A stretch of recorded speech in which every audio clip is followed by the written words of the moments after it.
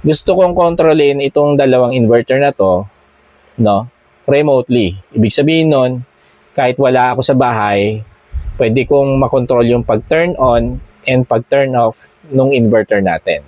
Jack Solar, share natin ito. Ano ang natutunan mo?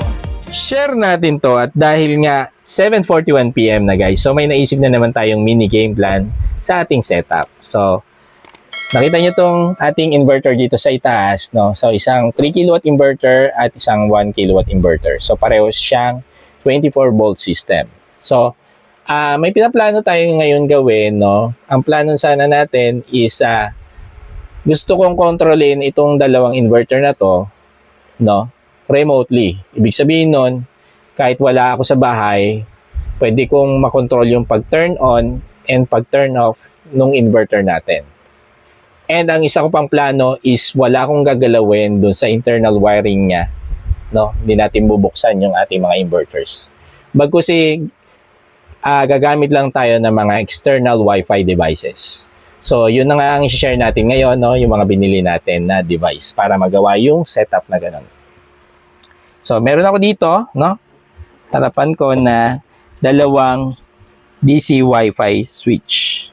So, working voltage niya is 8 to 90 volts and rated current niya is 40 ampere. And then, ito para sa DC.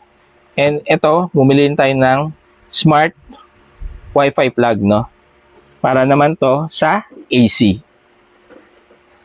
So, dalawa rin. So, ito lang yung gagamitin natin para magawa yung setup ng remote controlling ng ating inverter, turning on and turning off kahit wala tayo sa bahay. Share na natin kung paano natin gagawin. So, unahin na natin yung pinakamadali. Itong AC Wi-Fi outlet. So, wala tayong gagawin dito sa AC Wi-Fi outlet, kundi isaksak natin dun sa ating distribution utility na outlet. And then, ang isasaksak naman dito na plug is yung AC input ng inyong inverter. Pagdating naman dito sa ating DC switch, no? Ito naman ay ikakabit natin sa DC supply ng inyong relay, no? So, meron na tayong nagawa niyan dito sa ating 24 volts setup na 1 kW inverter. So, ito yung ginamit natin. Timer lang na ordinary, hindi siya Wi-Fi switch, no? So, siya yung magti-trigger para doon sa relay ng ating inverter na mag-on. So, pag naka-on to, yan, sample natin Yan. Yan. Pag naka-on to, itong relay natin, pwede nating mabuksan yung ating inverter. No?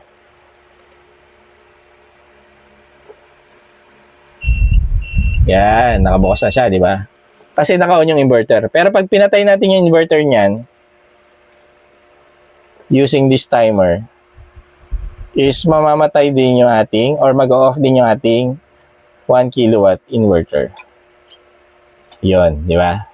So, instead na timer yung gagamitin natin, no, na ordinary yung timer na ganito, papalitan na natin siya ng Wi-Fi switch. No? So, sa setup ng ating 1 kW inverter, papalitan ko lang to ng Wi-Fi switch. And then, pagdating naman dito sa ating 3 kW inverter, wala talaga tong timer na naka-install, no? So, ito yung relay natin, no?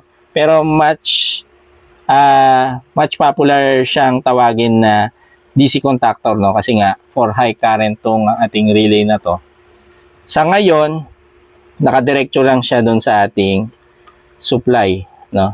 Tong ating wire na to. So, ang gagawin natin, paglabas ng terminal block, sisingitan natin siya ng Wi-Fi switch bago siya pumunta sa ating DC contactor para makontrol natin yung on and off ng ating DC contactor. Gawin ko muna yung mga pinagsasabi ko, no? So, baliktahan ko kayo pag na-install na natin. Madali lang kasi yung setup, no? Para lang medyo fast forward na tayo. Share ko sa inyo pag na-install na natin.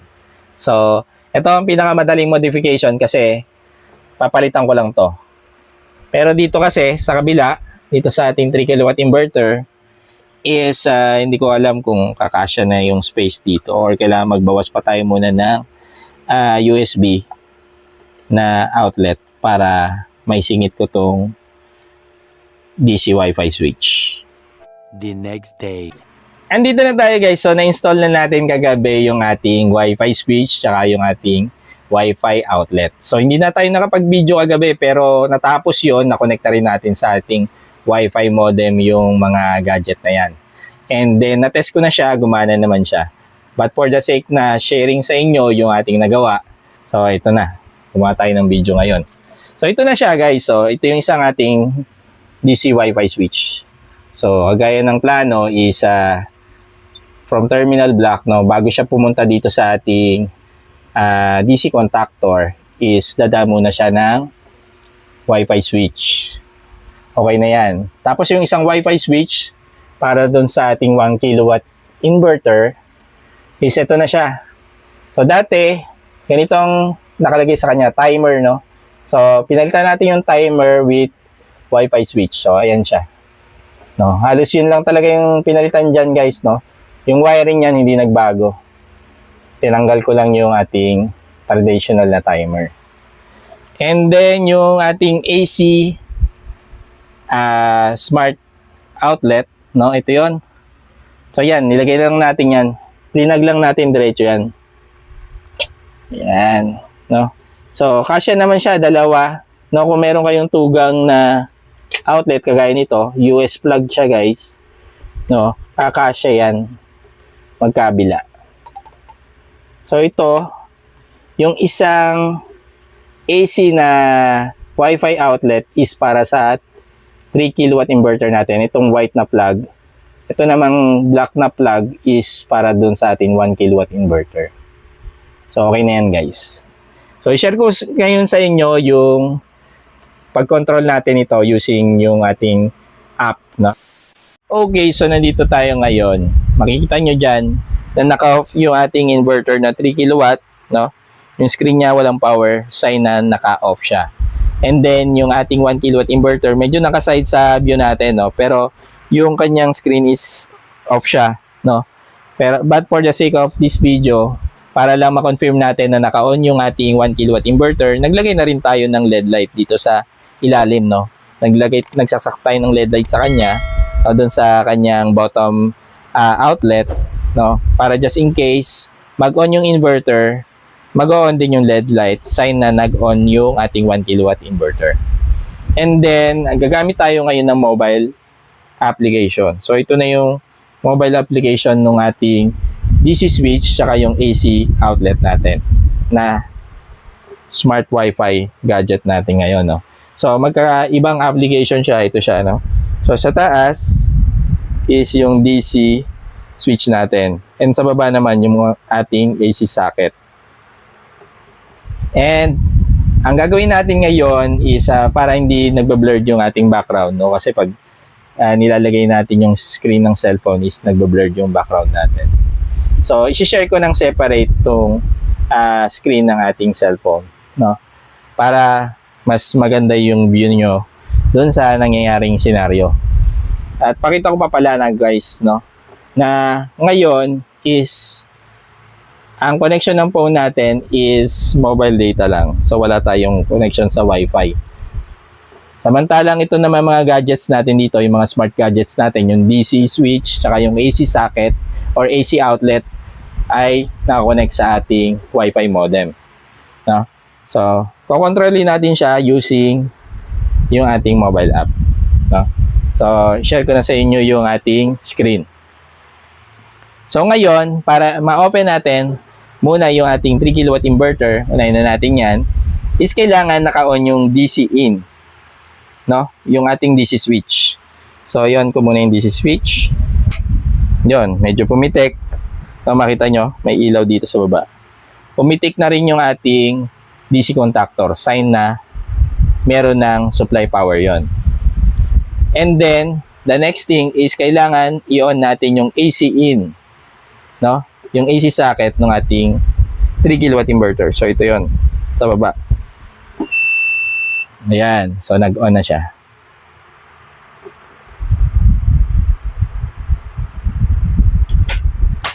Okay, no? So, nag-on na yung ating 3 kilowatt inverter. So, ang next na i-on naman natin is yung ating 1 kilowatt inverter. So, ganun din yung ating procedure na gagawin. Uunahin natin yung DC switch. Itong DC in 1 kilowatt inverter sa taas. So, i-on natin siya. Yan. Kita nyo, may ilaw dito sa ating DC switch. Naka-on na siya ngayon, pero hindi pa naka-on yung ating inverter. So, para ma-on siya, kailangan natin pindutin yung AC in dito sa baba. Ito yung supply ng AC. Kailangan natin siyang supplyan ng power. Yan.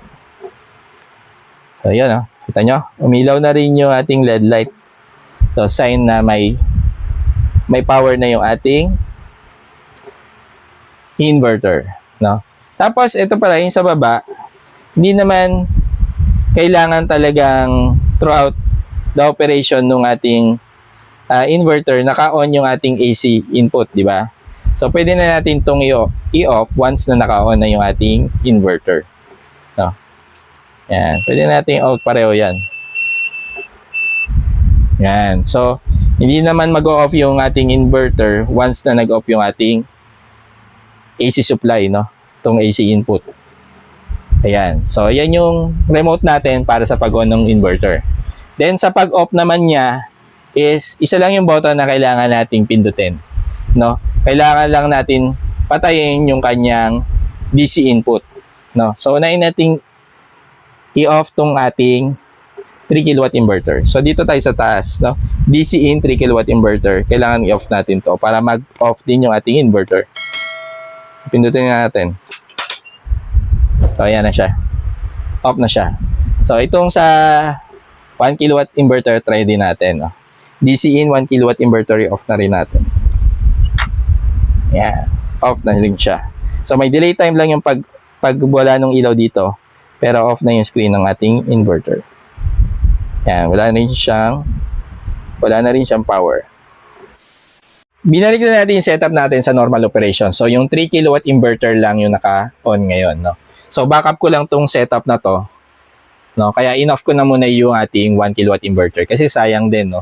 Kasi yan, nagsusupply talaga ng AC power is itong 3 kilowatt inverter natin. Sayang naman yung nakukonsumo ng ating 1 kilowatt inverter kasi backup power lang siya. So, off muna natin yan. And then, i-share lang natin yung itsura ng ating DC Wi-Fi switch, no? Ganito yung itsura niya kapag naka-on yung ating DC Wi-Fi switch. So, itong power button niya is color red. No? Bukod pa yung indicator light niya na color blue. No? Pag naka-off naman siya, ganito yung tsura niya. Dito sa ating 1 kilowatt inverter, di ba, naka-off siya. Color blue naman yung ating indicator light.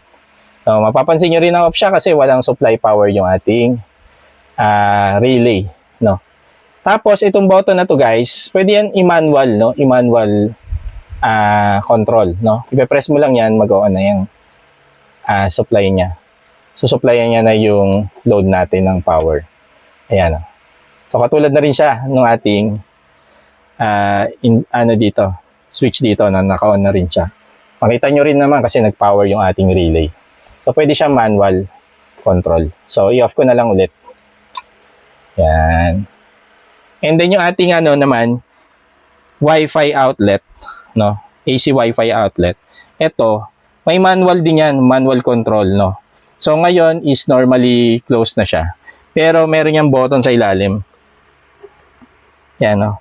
Kung gusto mo ring manual on and off, pwede yan kontrolin. No? Sa pag-on and off ng ating power dito sa kanyang socket. No? Kung kailan niya susuplayan ng power yung kung ano man yung nakasaksak na sa kanya, na load sa kanya.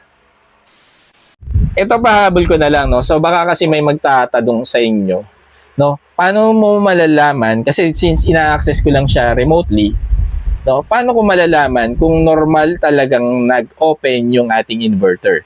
Kasi possible doon sa app lang, nakikita mo sa cellphone, na nag-on siya, no? Na nagawa mo yung procedure, nag-on yung DC switch, nag-on yung AC in.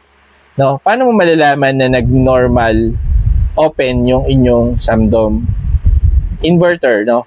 Sa setup ko guys, hindi lang ako nagre-rely doon sa ating Wi-Fi gadgets. No? So, ang ginawa ko kasi dito, on the other side of this setup, nag-install ako ng CCTV camera. So, ito siya guys. So, ituro ko na rin din sa inyo. So, yan yung CCTV camera na in-install natin. So, yung camera na yan is tanaw na tanaw yung view dito sa ating setup. No? So, makikita ko dito kung mag-on yung ating 3 kW inverter. So, kitang-kita yung screen na to sa ating camera. Pero, sa bandang side na to ng ating 1 kW inverter, medyo yung screen dito blurry na. So, hindi ko ma-verify talaga kung nag-on siya. So, I guess, yung nilagay natin dito na LED light na parang signal light siya, hindi ko na siya tatanggalin. Kasi, pag nag-on yung ating inverter na 1 kW, kitang-kita to sa ating CCTV camera pag nag-on siya. So, hindi lang ako nagre-rely sa ating mobile app. So, dinagdagan ko siya ng additional safety monitoring. So, meron tayong CCTV camera. Para sa mga nagkaka-interest dito sa na-share natin na smart gadget ngayon, is ilalagay na lang natin yung product link niyang mga yan sa ating YouTube video. No? Kung nanonood kayo sa YouTube channel natin, makikita nyo yung product link ng mga yan.